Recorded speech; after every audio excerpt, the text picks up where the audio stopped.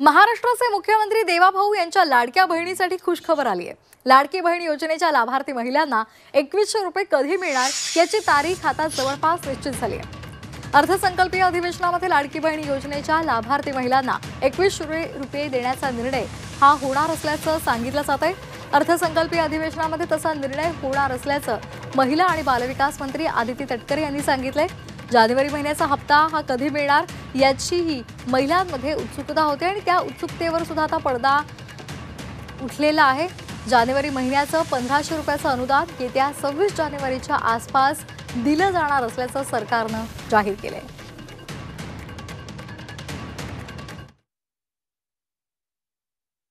लाडक्या बहिणींचा जो जानेवारी महिन्याचा लाभ आहे हा साधारणपणे 26 जानेवारीच्या आत त्याची वितरणाची सुरुवात होईल आणि 3 ते 4 दिवसाच्या त्या कालावधीमध्ये ज्या महिला लाभार्थी आहेत त्यांच्या खात्यावर तो लाभ जमा होईल। अर्थसंकल्प किंवा त्याच्या पुढच्या कालावधीमध्ये या संदर्भातला सकारात्मक विचार जो आहे तो करण्यात येईल।